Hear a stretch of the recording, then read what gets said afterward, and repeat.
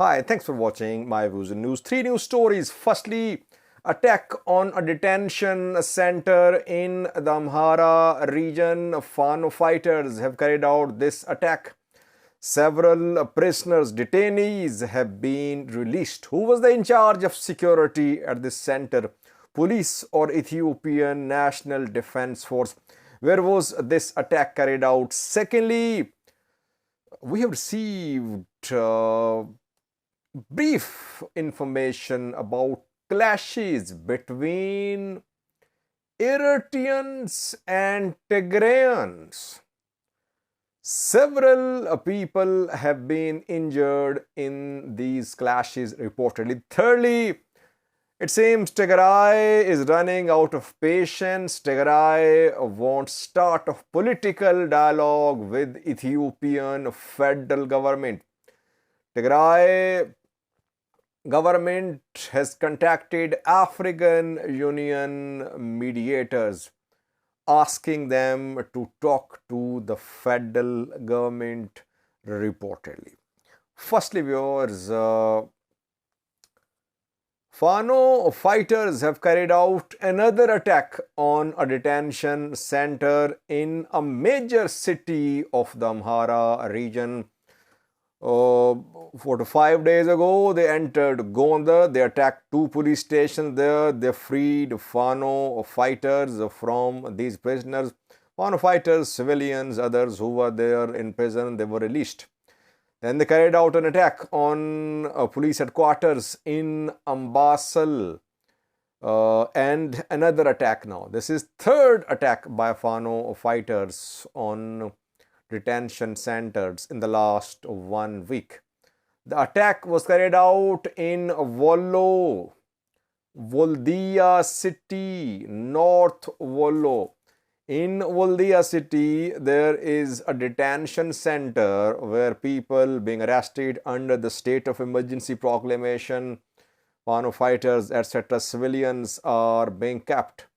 And Fano fighters managed to storm this detention center, and a prisoner inside the detention center managed to escape.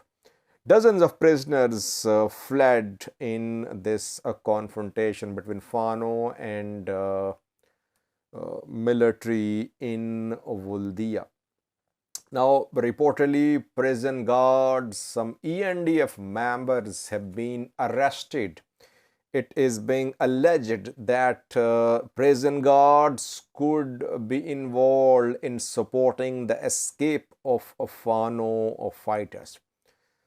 Voldia, big city. So, if Fano fighters can attack police stations in Gondar and Voldia, which are major cities in the Amhara region, you can imagine what they can do in small towns, villages. It means in small towns, police cannot arrest Fano fighters, because if police arrests their comrades, attack police stations. If Fano fighters can enter those places where curfew is in place, in Gonda there is curfew imposed.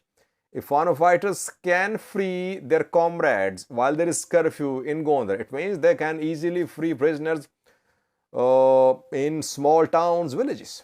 That is why we were seeing that Fano is getting stronger in small towns, villages, rural areas. Why? Because security structure, administrative structure has collapsed in small areas, outskirts of town, cities, rural areas. Attack in Voldia confirmed. Escape of prisoners, mainly Fano fighters and pro-Fano elements, from a detention center in Voldia has been confirmed.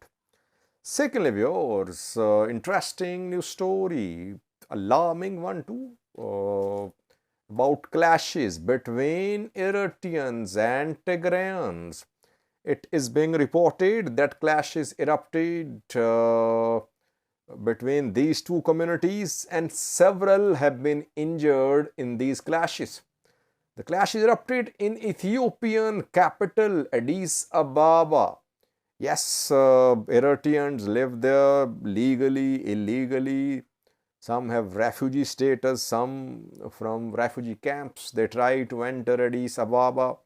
Tigrayans here too, though Tigrayans were arrested en masse during the 2 year long war, but they have been released. And Tigrayans were the main owners of businesses in Addis Ababa before the start of war. Things changed after that.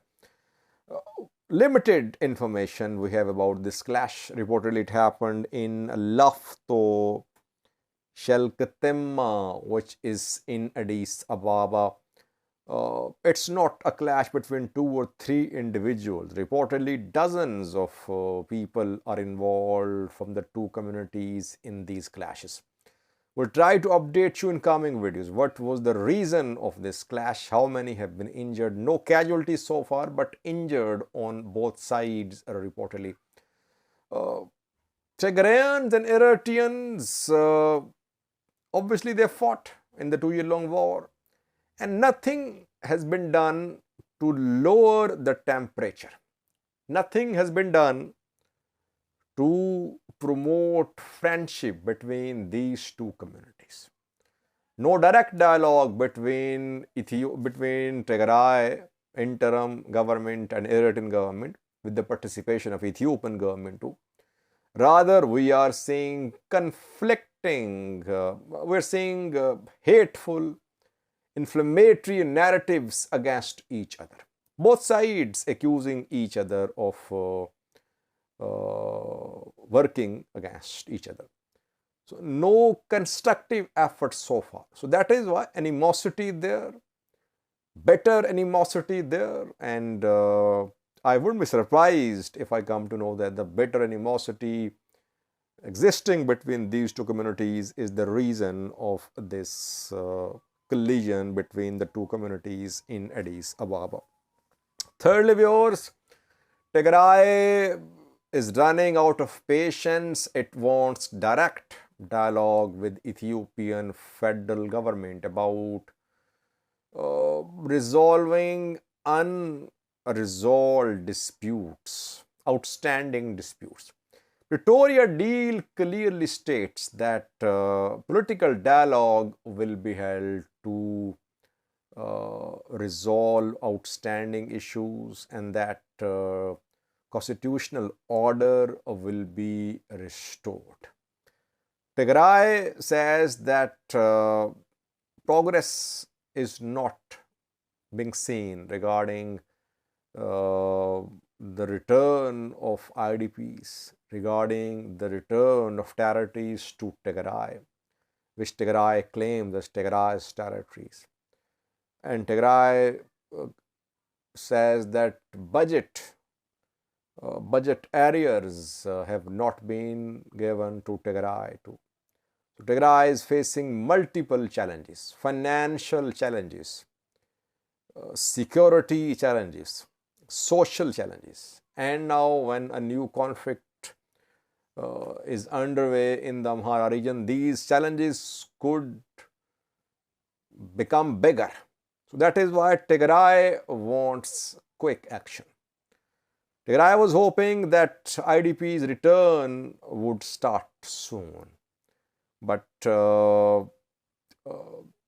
Ethiopian National Defense Force tried to dismantle interim setups in Volkai, Thumarasagade, Koram, Raya.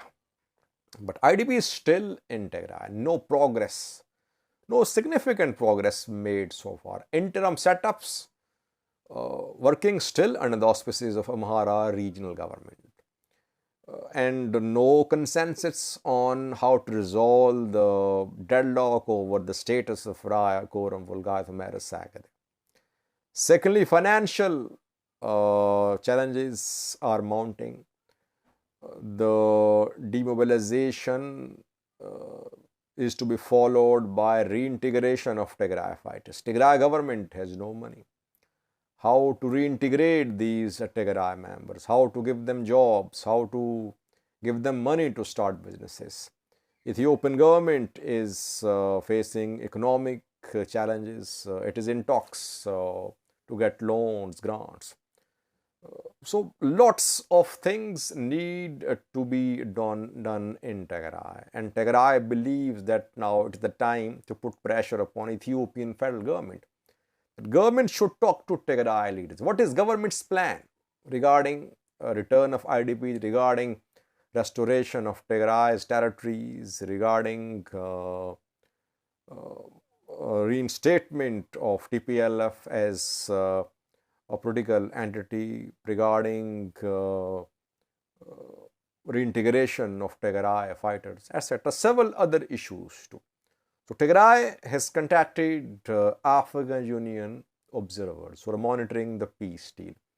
Emmanuel Assefa is a Tigray government official who has confirmed that Tigray government has contacted African Union mediators, and Tigray government wants African Union mediators to play their role, that they should talk to the federal government for the start of a political dialogue. Now, dialogue will be held not only between Tigray and federal government, but also between Tigray and Amhara, because the dispute over territories is between Tigray and Amhara. Federal government and Tigray cannot just make decisions about the territories. And Amhara regional government is, it has been paralyzed.